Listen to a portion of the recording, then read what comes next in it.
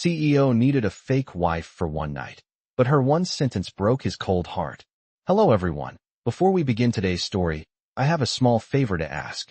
Please hit subscribe and turn on the notification bell so you never miss our channel's new videos. It's quick, free, and the best way to support us in bringing you more dramatic stories. Your support means the world to us. Where are you watching from? Drop your city or country in the comments below. Thank you very much. Now, let's return to our main character. The storm clouds hung low over downtown Manhattan, turning the glass towers into cold, towering silhouettes as Adrian Hale stood alone on the balcony of the rooftop bar. The wind pressed against his suit jacket, but nothing felt as cold as the message he had just received on his phone. The final confirmation that if he didn't appear tonight with a wife by his side, his late mother's charity fund would be swallowed by the board, led by his conniving cousin. One night, one appearance, one lie. That was all he needed.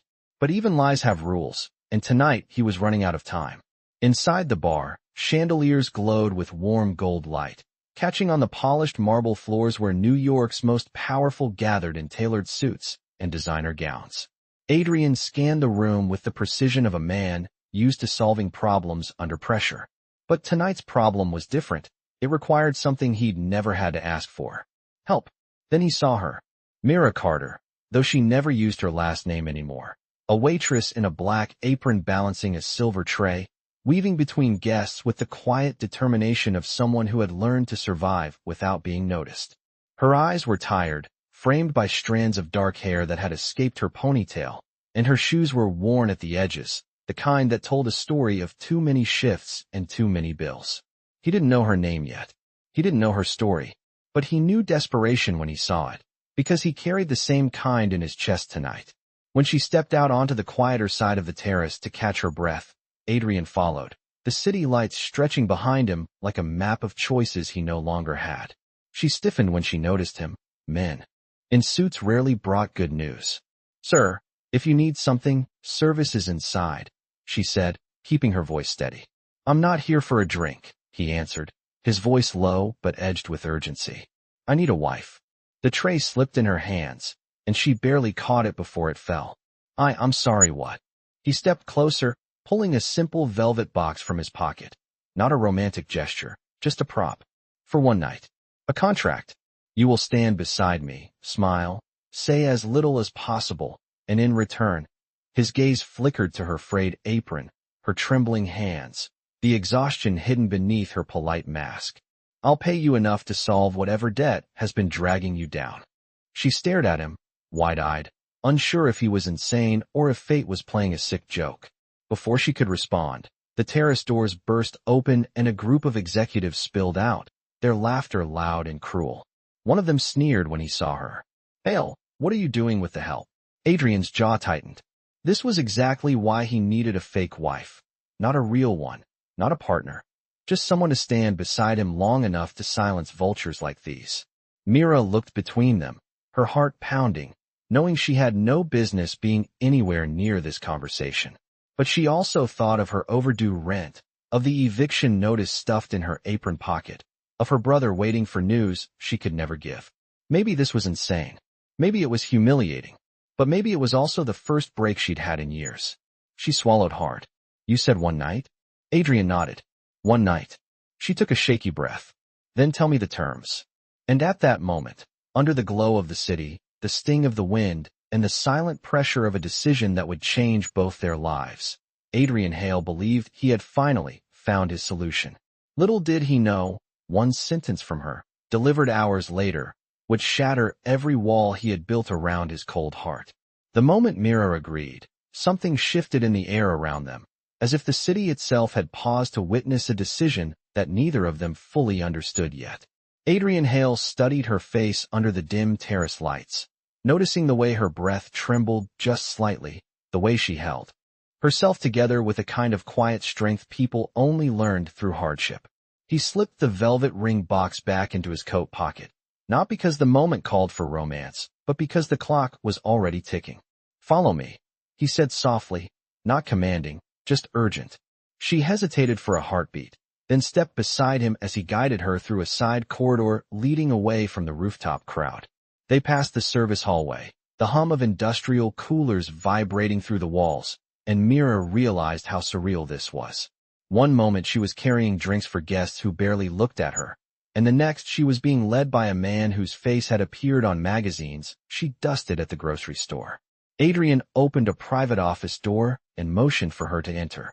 It was a small room overlooking the city, furnished with a single leather chair, a desk, and a floor lamp that cast a warm circle of light. He reached into a drawer and pulled out a thin folder, placing it on the desk between them. "This is the agreement," he said, flipping it open. Mira swallowed when she saw the pages.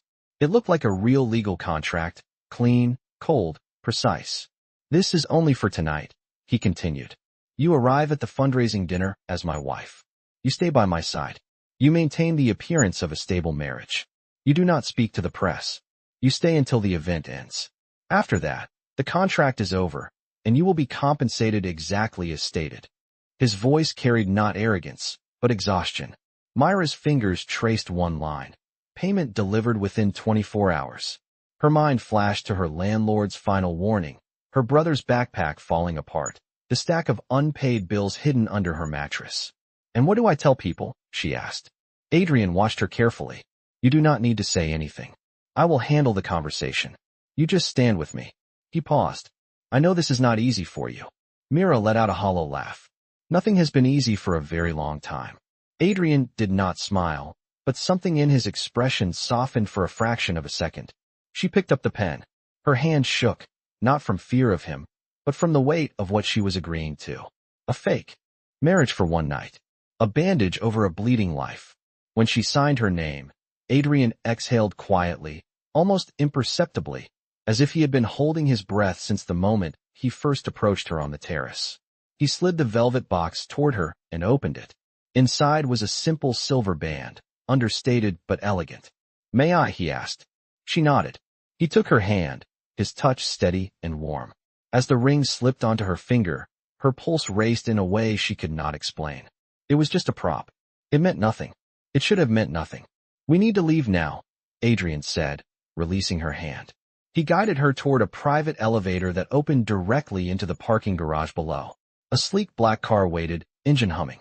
The driver opened the door for her, and she sank into the leather seat, her heartbeat a steady drum against her ribs. Adrian joined her, and the car pulled away from the rooftop bar, leaving behind the life she had known only minutes earlier. Mira stared out the window at the blur of city lights, wondering what she had just stepped into. Beside her, Adrian adjusted his cufflinks, but his gaze lingered on the silver band now wrapped around her finger. One night, one lie, one contract, but neither of them knew that before the evening ended, one sentence from her would change everything. As the car glided through the bustling Manhattan streets toward the fundraising dinner, Mira could feel her pulse echoing in her ears, each beat louder than the last. She kept her eyes fixed on the window, pretending to admire the glittering skyline, even though her mind was spiraling with questions she did not dare ask. Adrian Hale sat beside her, composed and unreadable, his posture straight, his jaw tense with the kind of pressure only a man carrying an empire could understand. The low hum of the engine filled the silence between them until Adrian finally spoke. "There is one more thing," he said quietly, his gaze remaining on the road ahead. Mira braced herself, gripping her hands together. "When we arrive, people will approach you. They will try to test you. They will dig. They will push. They want to find cracks." Mira swallowed. "And what do I say if they ask about us?" Adrian turned his head slightly toward her. "You say nothing unless I speak to you first. You look at me. You smile, and you stay close enough that they cannot separate us." His voice softened just barely. "You do not need to perform. Just stay beside me." Mira nodded, though her stomach churned with doubt. She was a waitress. She had no business stepping into a world where people wore diamonds the size of her monthly rent. But she also remembered the number in the contract. Enough to save her home. Enough to breathe again. The car slowed as they approached the hotel hosting the event, a towering building with gold-lit windows stretching into the night sky. Cameras flashed near the entrance, capturing every important arrival. Mira's fingers instinctively reached for the ring Adrian had placed on her earlier, turning the cool metal around her trembling hand. The driver stepped out and opened their door. Adrian exited first, then turned and offered his hand to her. Mira hesitated only a fraction before placing her hand in his. His grip was steady, grounding, as if he sensed she was about to step onto a tightrope with no net beneath her. The moment Mira emerged from the car, a wave of warm light, expensive perfume, and murmuring voices crashed into her. People turned, heads tilted, eyes narrowed with curiosity. Adrian leaned slightly toward her. "Stay close," he murmured. She stepped beside him, her fingers brushing his sleeve as they made their way up the carpeted steps. The hotel's grand lobby opened into a ballroom filled with crystal chandeliers, long tables of champagne flutes, and guests in luxurious evening wear. A string quartet played softly near the stage, their music threading through the chatter of New York's elite. Immediately, a woman in a silver gown approached them, her smile sharp enough to cut glass. "Adrian," she drawled, her eyes flicking to Mira in a quick, calculating sweep. "You did not tell us you were bringing your wife tonight." Mira stiffened, but Adrian's hand brushed lightly against the small of her back, a subtle cue. "It was a last-minute decision," he said smoothly. "Mira prefers to avoid the spotlight." The woman's brows lifted. "How interesting. And how long have you two been married now?" Mira felt every muscle tighten. This was the moment she feared. But when she opened her mouth, no words came. Adrian stepped in effortlessly. "Long enough to." "No, she does not owe anyone here an explanation." The woman blinked, taken aback by his tone, then forced a tight smile and drifted away. Mira exhaled slowly. "Thank you," she whispered. "You did fine," Adrian replied, his voice low but warm in a way she had not heard before. They continued moving through the crowd, and though Mira still felt out of place, she noticed something strange happening around them. The room, once intimidating, began to shift. Guests whispered, curious but cautious. They watched Adrian with the kind of respect that bordered on fear, and they watched her with the kind of suspicion reserved for outsiders who did not belong. Her instinct was to shrink, to disappear into the floor, but every time she faltered, Adrian leaned just enough to steady her. For the first time since the night began, she wondered if he was not as cold as she had imagined. She wondered if there was something fragile beneath his perfectly controlled exterior. Then a voice echoed through the ballroom, loud enough to cut through the music. "Adrian Hale, I see you brought entertainment tonight." Mira froze, her heart dropping. Adrian stiffened beside her, his posture turning to steel. The crowd parted slightly, revealing a man with a smug smile and a champagne glass raised mockingly. Adrian's cousin, the antagonist she had only heard hints of. And in that instant, Mira realized the night was far from over. It was only beginning. The moment Adrian's cousin stepped forward with that mocking smile, Mira felt the air tighten around them, as if the entire ballroom leaned in to listen. The man raised his glass again, his voice dripping with fake charm. "So this is the mysterious wife you never mentioned. I have to say, cousin, she is unexpected." Mira felt dozens of eyes slice toward her, each one a reminder that she did not belong here. Adrian stepped slightly in front of her, his presence forming a protective barrier she had not anticipated. "Nathan, this is not the time," Adrian said with a low warning edge in his voice. But Nathan had no intention of stopping. He circled them like a shark smelling blood. "Oh, come on. We are all family here. You cannot expect us not to be curious." His gaze slid to Mira, lingering too long, too boldly. "Tell me, Mira, how did you two meet? Was it love at first sight? Or did Adrian just stumble into the right opportunity?" Mira felt the question like a slap, but before she could react, Adrian's voice cut through the tension. "Nathan," he said sharply, "if you do not walk away right now, I will have security escort you out." Nathan smiled wider, delighted rather than threatened. "Touchy are we? That is not like you, Adrian. Usually you can separate business from whatever this is." His eyes flicked to Mira again, and this time the disdain was unmistakable. "Unless you are afraid she will say the wrong thing." Mira's chest tightened. She felt every insecurity clawing at her ribs. She was out of place, underdressed, unprepared, and painfully visible. But then something shifted inside her. The humiliation, the exhaustion, the weight of years of being invisible suddenly sparked into something sharper. Strength. She straightened her shoulders. Before Adrian could speak, Mira lifted her chin just enough for her voice to carry. "I may not come from your world," she said softly but firmly, "but I do know respect when I see it." And you are not showing any to your family tonight. The room fell silent. Nathan blinked, not expecting her to speak at all. Excuse me, he said. Mira's voice did not waver. You keep looking at me like I do not belong here. But belonging is not measured by your suits, or your money, or your last name. It is measured by how you treat people. And right now, you are treating your own cousin like he is beneath you. There was a ripple in the crowd. Adrian looked at her, stunned, something warm flickering just beneath his composed exterior. Nathan's smile faltered for the first time. His jaw tightened. You are very bold for someone you know nothing about. Mira finished for him. Her hands trembled slightly, but her voice remained steady. Do not mistake quiet for weak, Mr. Hale. Several guests exchanged glances, whispers blooming like wildfire. Nathan opened his mouth again, but Adrian stepped forward, his voice low and final. You have said enough. Nathan's eyes darkened, but he forced a tight smile. Very well. Enjoy the evening, cousin. I hope your arrangement works out. He drifted away, but the damage lingered like smoke. Mira let out a shaky breath. I am sorry, she whispered. I should not have said anything. I made it worse. Adrian turned to her slowly, his expression unreadable. No, he said quietly. You were perfect.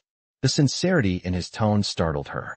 Before she could respond, another group of guests approached, smiling politely, curiosity sparking in their eyes. Adrian leaned close, his voice brushing her ear.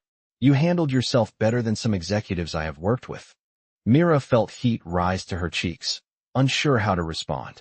The rest of the evening unfolded with a strange rhythm. People asked questions, Adrian guided conversations, and Mira stayed close just as he instructed. But something was different now. Each time she faltered, he steadied her.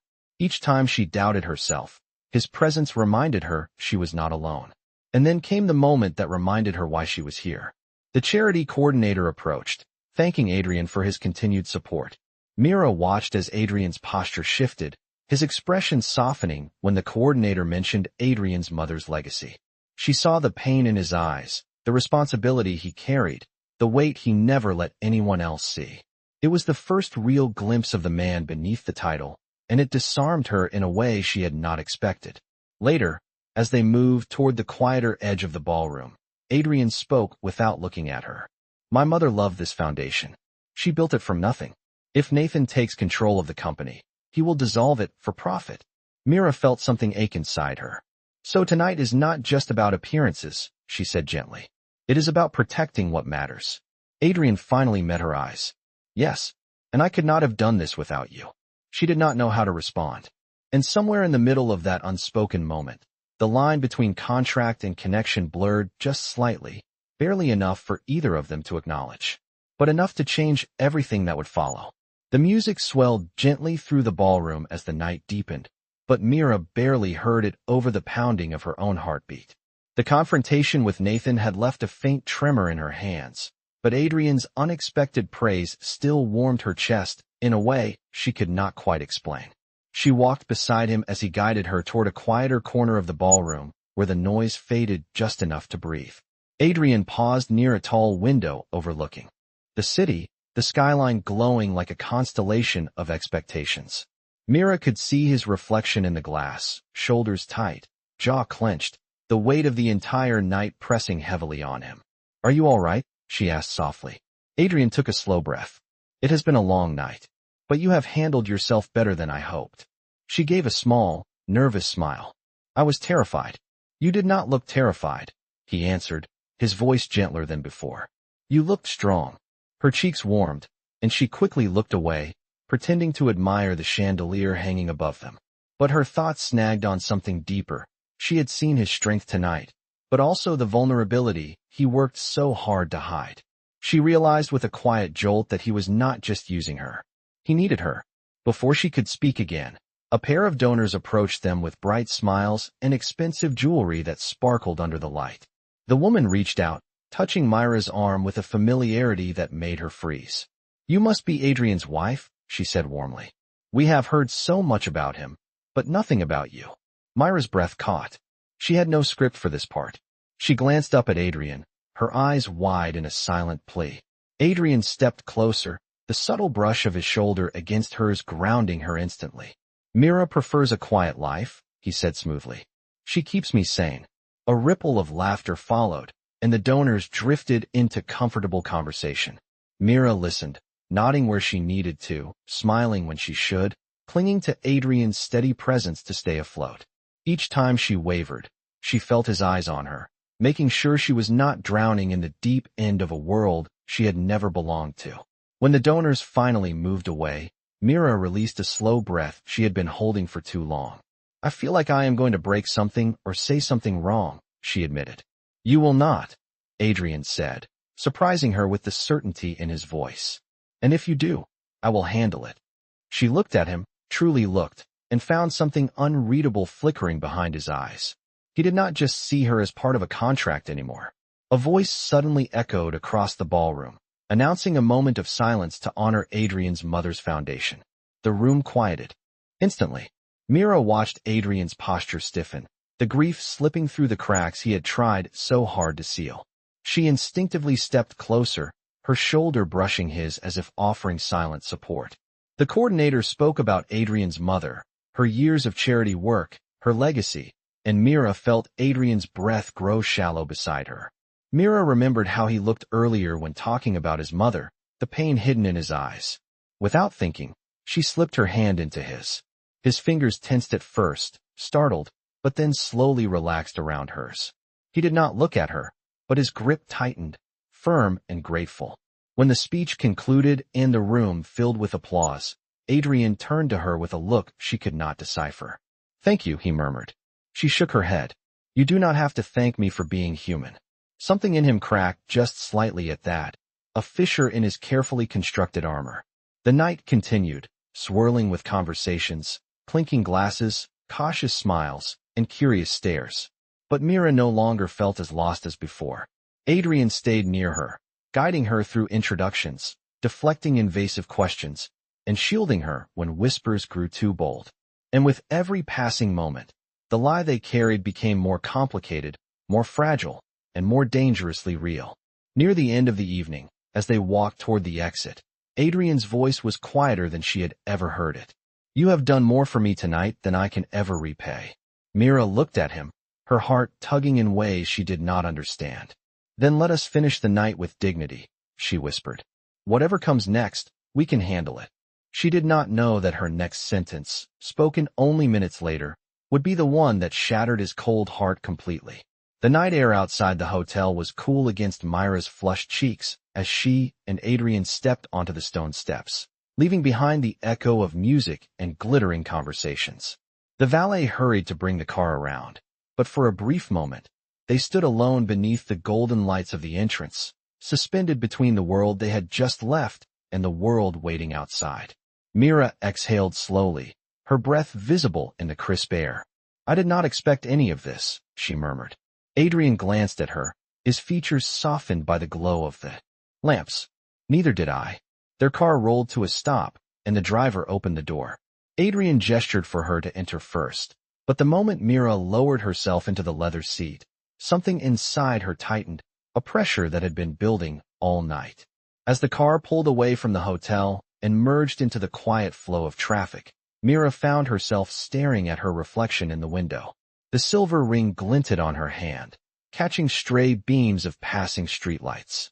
It was beautiful, elegant, and entirely not hers. The truth pressed against her chest until she finally whispered, I do not belong in your world. Adrian turned his head sharply, taken aback. Mira, I am serious, she said, her voice trembling despite her effort to steady it. Tonight, I felt like an actress playing a role I could never understand. People looked at me like I was a mistake, like I was a joke, and I cannot pretend that did not hurt. Adrian's expression shifted, something deep flickering beneath his composed exterior. You stood beside me when you did not have to. You protected my mother's legacy. You handled yourself with dignity. That is not pretending. Mira shook her head. You do not see what they see. To them, I am a waitress who got lucky for one night. Adrian leaned forward slightly, his voice quiet but intense. I do not care what they see. Mira's eyes softened for a moment, but the weight of reality returned quickly. This ends soon. I know that. I know what I agreed to. But I also know what tonight revealed. Adrian's voice lowered. And what is that?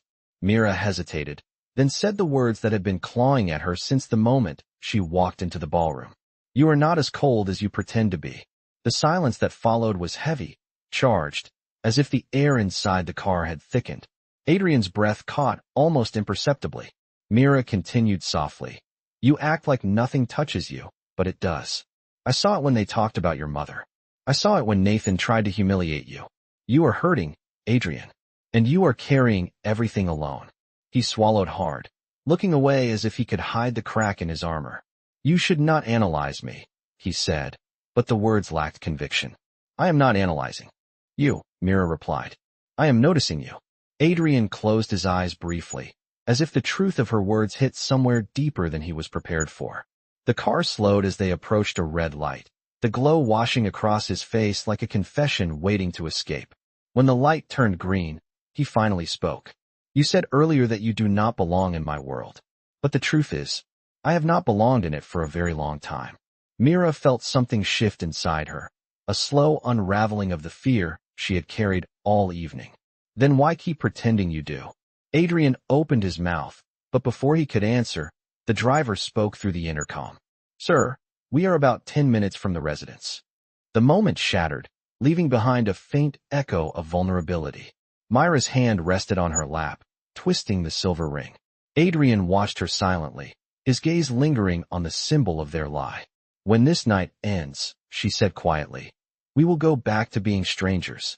That is what you want, is it not? Adrian's jaw tightened. It is what the contract states. Mira nodded, though disappointment flickered across her eyes. Then let us finish this night with honesty. She took a breath that trembled in her chest. I will stand beside you until the very last moment. But after midnight, I will go back to my world, and you will go back to yours. And then she said the sentence that struck him deeper than any insult Nathan had ever thrown. Do not worry, Adrian. I know I am easy to forget. The words hit him like a physical blow. For the first time that night, his expression broke completely, the cold facade shattering as his eyes widened with something like shock, something like hurt, something dangerously close to fear. He turned toward her, his voice barely steady. Mira, you are not easy to forget.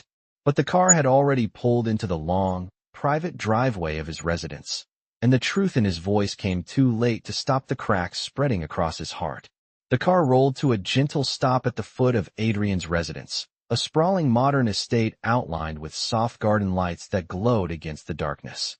Mira stared at it through the window, feeling as if she had crossed into another universe. Entirely, one built from steel, glass, and money she could not begin to imagine. When the driver stepped out to open her door, she hesitated, still shaken by the words she had spoken moments earlier. I know I am easy to forget. She wished she could take them back, but Adrian's silence had carved too deep a space inside her chest. Adrian stepped out first, then offered her his hand. She took it because she had to, because this night was not over yet, but she felt the distance between them growing like a quiet storm. They walked into the grand foyer, where soft recessed lights illuminated polished floors and minimalist furniture. Everything was clean, controlled, and painfully quiet. Mira wrapped her arms around herself. Is anyone else here? She asked softly. No, Adrian said. It is just me. The emptiness of the house echoed through the room like a confession. He loosened his tie, watching her with an expression she could not decipher. You should sit. You have been on your feet all night. She nodded and lowered herself onto a velvet sofa, the material smoother than anything she had ever touched. Adrian paused, then stepped toward the small bar against the wall. Would you like water? Tea? Mira hesitated. Water is fine. He poured her a glass, the sound of the liquid hitting the crystal the only noise in the enormous space. When he handed it to her, their fingers brushed, lingering just a fraction longer than necessary. She looked up, and for a heartbeat, the world shrank to the space between them. But she remembered the contract. She remembered midnight. She remembered that she did not belong here. Mira pulled back gently. Thank you. Adrian sat across from her, elbows on his knees, staring at the floor as if weighing every word he might say. Finally, he spoke. About what you said in the car, she stiffened.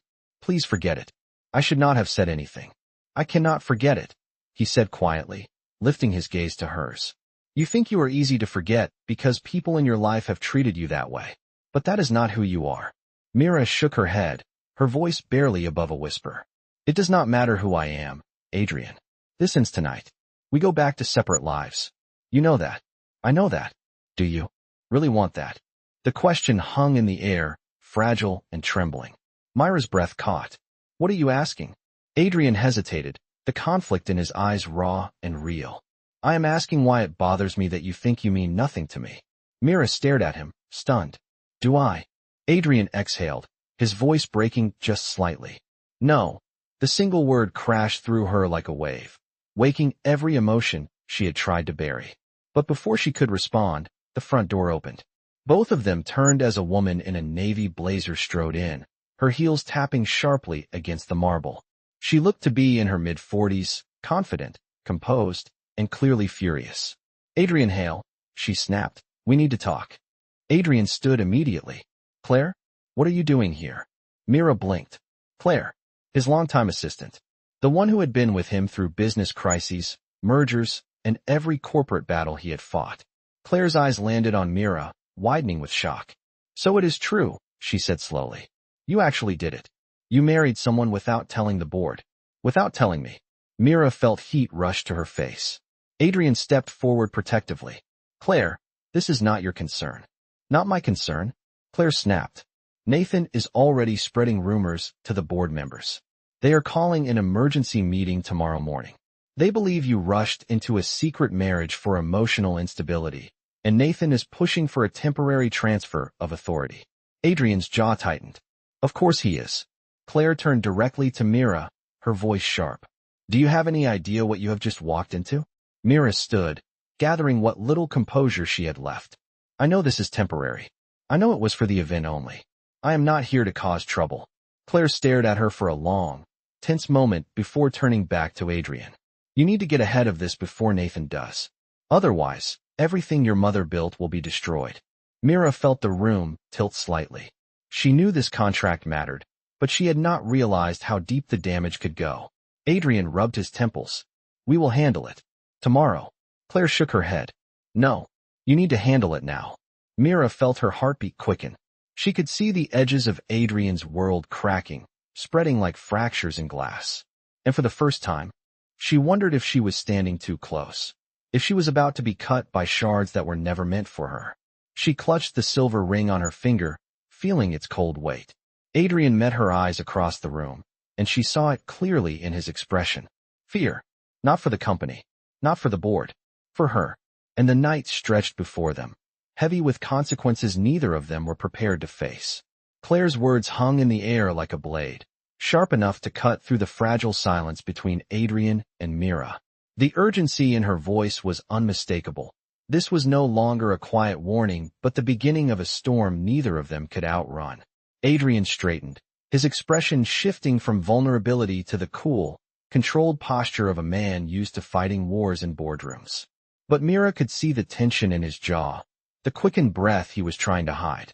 Claire, Adrian said carefully, I understand the situation, but barging into my home at midnight will not fix anything.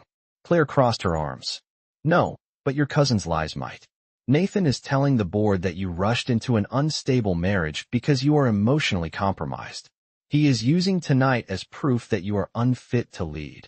And if he convinces even 2 more members, he will have grounds to call for temporary removal. Mira felt her stomach twist. She had known she was stepping into a difficult night, but she had not understood the depth of the politics swirling beneath it. Adrian stepped closer to Claire. I will address the board first thing in the morning. It will be too late by then, Claire countered. Nathan is already sending messages and forwarding photos from the event. He told them you paraded your mystery wife around to manipulate donors with a sob story. Mira flinched at the phrase. Mystery wife. A reminder that she did not belong here. Claire noticed the reaction and shook her head. I do not mean that as an insult to you, Mira. But you have to understand how this will look from the outside. Mira forced herself to nod. I know what I agreed to. I know my role. Adrian turned to her sharply. You are not a role. You are not a prop. Claire exhaled as though she were watching the exact problem unfold before her. This is exactly why Nathan will win. You are getting emotional. Adrian's voice dropped. I am not emotional. But Mira could hear the strain in it. The house suddenly felt too bright, too big, too exposed. Mira took a small step back, her voice soft. What do you need me to do?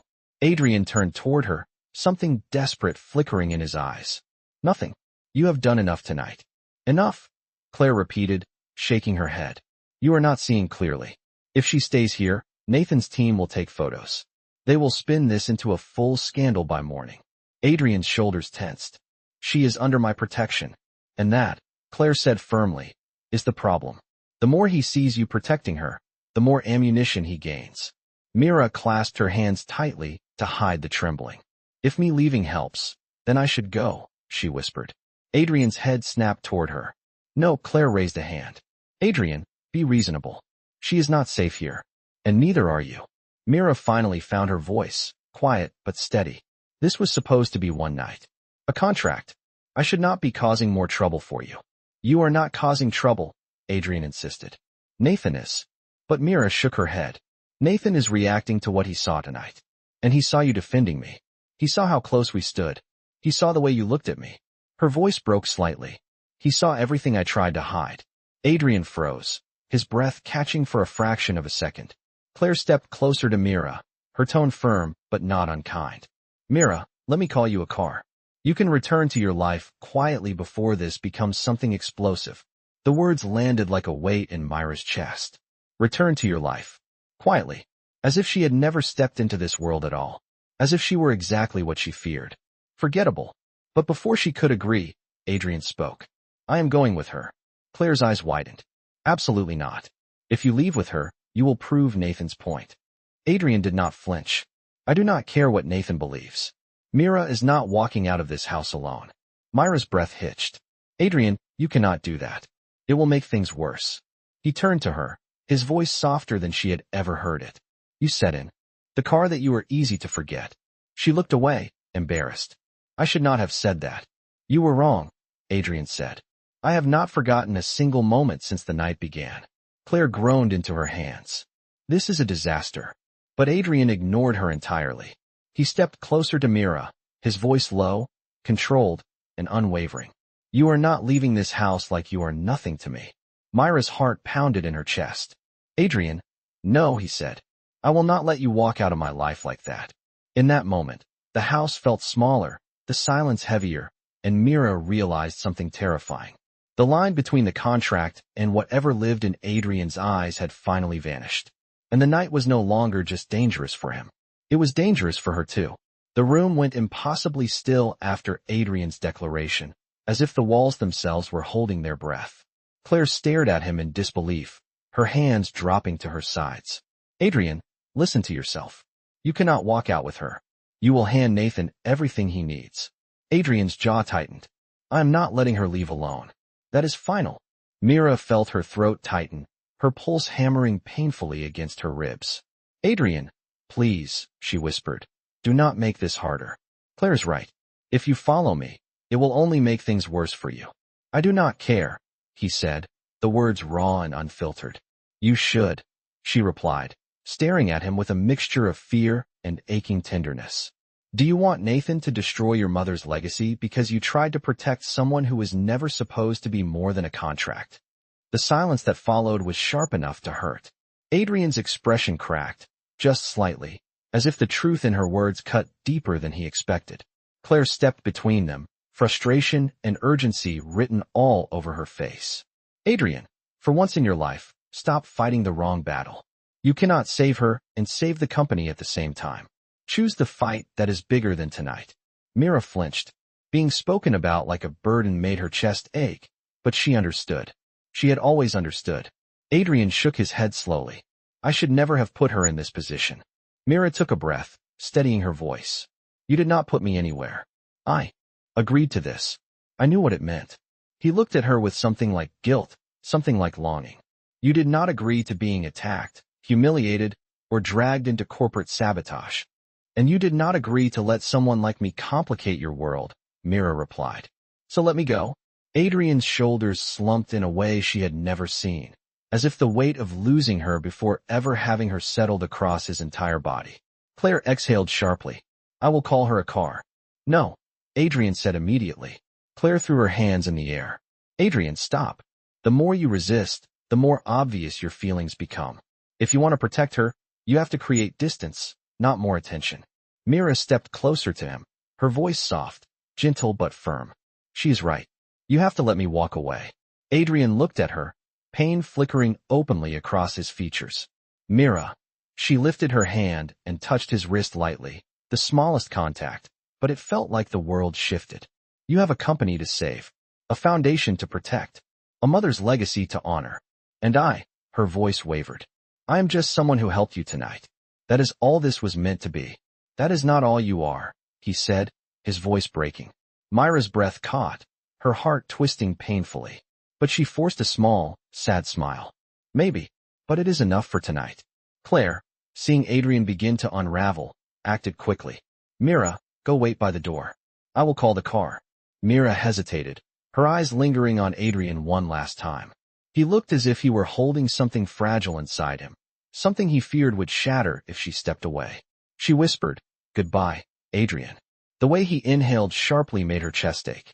She turned before she could lose her resolve and walked slowly toward the massive front door. Behind her, she could hear Claire speaking to Adrian in a low, urgent tone, but the words blurred together, distant and hollow. Mira reached for the doorknob when she suddenly felt a presence behind her. She turned just enough to see Adrian standing a few feet away, having slipped away from Claire while she was distracted. He looked at her with an intensity that stole the breath from her lungs. "I cannot let you leave like this," he said. Mira's voice trembled. "You have to. Tell me this meant nothing to you," he said quietly, his voice almost pleading. "Tell me I imagined everything I saw in your eyes tonight." Mira's heart cracked open. "Adrian," she whispered, "you are asking me to lie." The truth in her voice hit him hard. He took one step closer, then stopped himself, gripping the railing as though anchoring himself from doing something reckless. "Mira, please, do not walk out as if you were never here." She felt tears burn at the back of her eyes, but she refused to let them fall. "If I stay, your world will tear me apart, and it will tear you apart for trying to protect me." The car headlights appeared through the glass, casting long shadows across the foyer. Mira placed her hand on the door, her voice barely audible. "You said I am not nothing to you. But you, Adrian," her breath caught. "You are becoming too much for me." He flinched at the words, raw and unguarded. She opened the door slowly.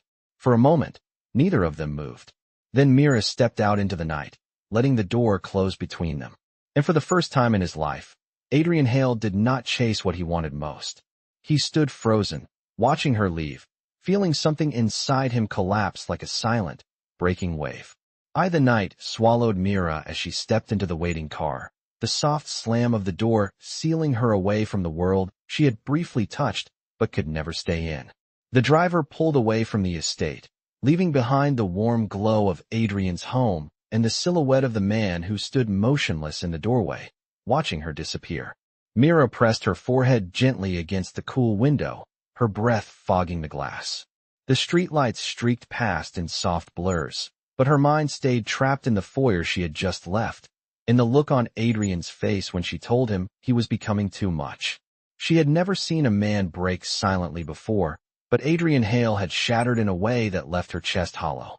She stumbled into her tiny apartment after the long ride, the door clicking shut behind her.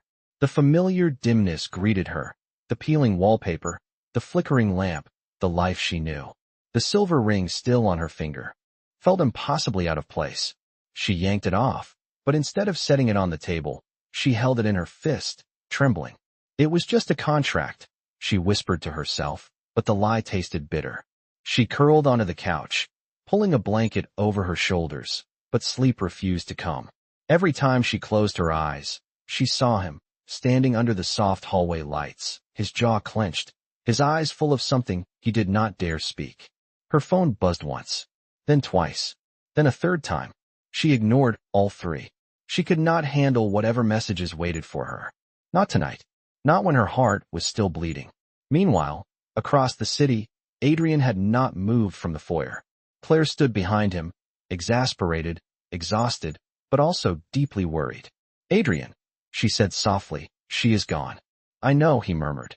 "Then come inside. This is not helping." Adrian finally closed the door, the soft click echoing through the cavernous space. He walked to the living room, loosening his tie with a shaky hand. Claire followed. "You cannot fall apart right now," she said gently. "Tomorrow is critical. The board meeting will decide everything." Adrian sank onto the edge of the sofa, burying his face in his hands. "She thinks she is nothing to me." Claire's expression softened. "She is not a business problem, Adrian. She is a woman who stepped into a world that was not built for her." "I know," he whispered. "She thinks she is easy to forget." Claire hesitated, then sat across from him. "Are you going to tell me she is not?" Adrian looked up, eyes dark and tired. "I have not been able to stop thinking about her since the moment she sat across from me on that terrace." Claire inhaled sharply. "Oh, Adrian." He leaned back, staring at the ceiling as if searching for answers there. "I never intended for this to happen. But tonight, every time she looked at me, stood by me, supported me, His voice trailed off. Claire finished quietly. "You cared." "I do," he admitted. "More than I should." "And she walked away to protect you," Claire said. "That tells me she cares too." Adrian closed his eyes, letting silence wrap around him like a confession he could not undo. Hours later, morning arrived without mercy. Adrian stood in front of the mirror, adjusting his suit. With mechanical precision. His eyes were tired, but his posture was rigid, ready. Claire entered the room with a stack of printed messages. "Nathan is expecting you to show up shaken. He is already gathering votes to remove you this afternoon." Adrian exhaled slowly. "Let him try." Claire paused, then stepped closer. "What do you plan to tell the board?" Adrian stared at his reflection, the cold, controlled CEO mask settling over his features like armor. "The truth," he said. "All of it." On the other side of the city, Mira forced herself out of bed and into the morning light. She had not slept. She could still feel the warmth of his hand on hers, the tension in his voice when he whispered her name, the look he gave her as if she were the first thing in years that mattered. She turned the silver ring over in her palm. She should have left it. She should have thrown it away. But she slipped it into her pocket instead. Just as she stepped out the door for her shift, her phone buzzed again.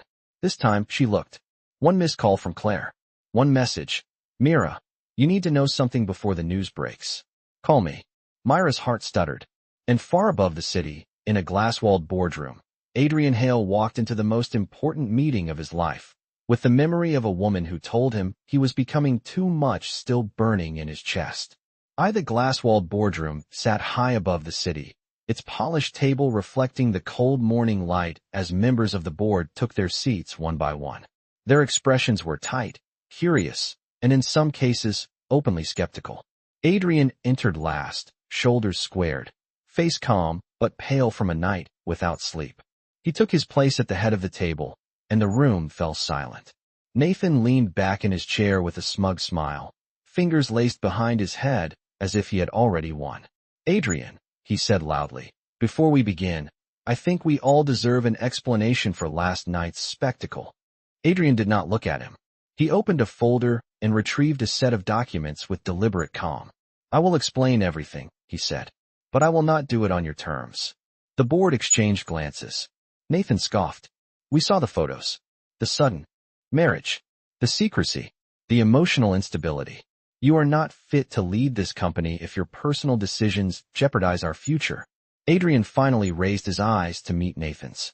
"You are accusing me of instability while you manipulate information, weaponize gossip, and attempt to steal control of a company you did not build." A murmur spread across the board. Nathan's smirk faltered. "You think anyone here will believe your little love story? You married a woman nobody knows, dragged her to a gala, and pretended everything was normal." Adrian's voice remained steady. "I did not pretend anything was normal. But what I will not allow is for you to tear apart my mother's legacy so you can line your pockets." Several board members shifted uneasily. Nathan opened his mouth again, but Adrian continued. "You have been planning this for months, using my grief, my workload, my silence as leverage. Last night was simply the moment you thought you could strike." Claire entered the room then, carrying a stack of printed emails. She placed them in front of each board member. "These," she said, "are internal messages showing Nathan's attempts to undermine Adrian and sabotage the foundation's funding, including emails to potential buyers for the properties under the foundation." Nathan paled as several heads snapped toward him in shock. "That is absurd," he sputtered. "Those are taken out of context." Adrian leaned forward. Explain the context in which selling my mother's shelters, schools, and community centers makes sense. The room erupted into whispers. Nathan's face reddened. You think you can save yourself with theatrics? Adrian straightened. I do not need theatrics. I need the truth. He paused, letting the weight of his words settle. Yes, I got married suddenly. Yes, it was unconventional. I will not deny that. But the implication that it disqualifies me from leadership is an argument built on emotion, not evidence. A board member cleared her throat. Who is the woman, Adrian? His jaw tightened slightly. Her name is Mira Carter. She is honest, brave, and she stood by me when I needed someone most. Nathan sneered. A waitress. You married a waitress to save yourself. Adrian turned to him, eyes sharp. I married someone who acted with more dignity in one night than you have shown in your entire life. The room went still. The words hung there, heavy and raw. Adrian continued. She did not ask for anything. She did not want attention. She was dragged into your games, attacked because she is not from our world. He took a slow breath. If being with someone kind makes me unfit to lead, then this is not a company worth leading. Silence swept the room as the board members exchanged looks. Finally, the chairwoman spoke. Adrian, your decisions may be unconventional, but Nathan's actions are unethical, and his attempt to sabotage the foundation is grounds for disciplinary action. Nathan shot up from his seat. You cannot do this. Actually, Claire said calmly, they can. The vote was quick. Unanimous. Nathan was suspended pending further investigation. Adrian sat quietly as the board moved to close the session, the tension draining from his shoulders, replaced by something like exhaustion. When the room emptied, Claire approached him slowly. You did well. Did I? He asked, voice barely above a whisper. You protected the company, she said. And you protected her. He closed the folder with trembling hands. I should have protected her sooner. Meanwhile, Mira stood outside the community center where she worked part-time, her phone pressed tightly to her ear as Claire's earlier message replayed in her mind. Call me. You need to know something before the news breaks. Her heart raced. She dialed the number with shaking fingers. Claire answered on the second ring. Mira, she said urgently. You need to come downtown. Now. Mira swallowed. Why? What happened? Claire's voice softened in a way Mira had never heard before. Adrian just risked everything for you. Mira froze, the world narrowing to a single heartbeat. He did what? Claire sighed. Just get here. Before he leaves the building. Mira stared at the street in front of her, the morning sun blurring into indistinct shapes. Then she started running. The elevator door slid open with a soft chime just as Adrian stepped into the lobby of the corporate tower, his shoulders heavy with the weight of everything he had just fought for. The board meeting had drained every ounce of strength he had left, but there was a deeper exhaustion beneath it, the kind that came from missing someone who should not have mattered but somehow did. He walked toward the glass doors, ready to face the swarm of reporters gathering outside, when Claire rushed ahead of him, holding up a hand. Wait, she said sharply. Before you go out there, you need to know something. Adrian paused, adjusting the cuff of his sleeve with a distracted frown. Claire, I really do not have the energy for another crisis. This is not a crisis, Claire said. At least, not for the company. She hesitated, then lowered her voice. Mira is on her way here. Adrian froze mid-step. What? She called me back. She knows what happened in that meeting. And she is coming here because she needs to see you. A breath escaped him, unsteady and sharp, as if he had been underwater and someone finally pulled him up. For a moment, he did not trust himself to speak. Where is she now? He asked quietly. Running, Claire replied. Literally running. Adrian's heart slammed against his ribs, the cold armor he had forced around himself beginning to crack. Claire, hold the reporters outside. She cannot walk into that. Claire nodded immediately and walked ahead to address security, leaving Adrian standing alone in the center of the marble lobby. He felt the world tilt slightly, the polished floor blurring beneath his feet, because after everything he had said, everything he had tried to protect her from, Mira was choosing to come back. Minutes later, the revolving glass doors spun open. Breathless, flushed, and visibly shaking, Mira stumbled inside. Her hair was windblown, her cheeks flushed from the sprint, and she clutched the silver ring in her hand so tightly it left marks on her skin. The moment their eyes met, the noise of the lobby faded into nothing. Mira stood frozen for half a heartbeat before taking a cautious step toward him. Adrian, she whispered, breath uneven. He moved toward her slowly, as if afraid she might vanish if he walked too fast. Mira, what are you doing here? She swallowed hard, her chest lifting with each ragged breath. Claire told me what you did. At the board meeting. Adrian exhaled through his nose, running a hand through his hair, the vulnerability he had tried to hide slipping through. I told them the truth. You defended me, Mira said, voice cracking. You defended me in front of the entire board. You risked everything to protect me. Adrian shook his head. I did not risk everything for you. I risked everything because it was the right thing to do. They had no right to drag you into their power games. Mira stepped closer, her eyes glistening. You could have let them believe whatever they wanted. You could have saved yourself by distancing from me. But you chose not to. I could not, he said simply. Not after last night. Not after hearing you say you were nothing. Not after watching you walk away like you were doing me a favor. His voice broke slightly. You were never nothing to me, Mira. Not for 1 second. Mira covered her mouth with her hand, tears threatening to spill. I thought leaving was the only way to save you. You did not save me by leaving, he said softly. You broke me. The words hit her with the force of a confession long buried. She lowered her hand, trembling. I did not want to hurt you. I thought I was protecting you from someone like me. Adrian stepped closer, closing the remaining distance between them. You are not someone I need protection from. You are someone I am fighting for. Mira's breath hitched, her heart thundering in her chest. She looked down at the silver ring in her hand. I brought this back, she whispered. I thought I should return it. Adrian reached out, gently curling her fingers around the ring. Keep it, he murmured. Not because of the contract. Because of what came after. Mira shook her head, tears slipping down her cheeks. Adrian, you cannot say things like that unless you mean them. I do mean them, he replied. Every word. She let out a trembling breath. Then what happens now?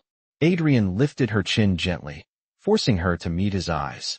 Now, he said, his voice warm and unguarded.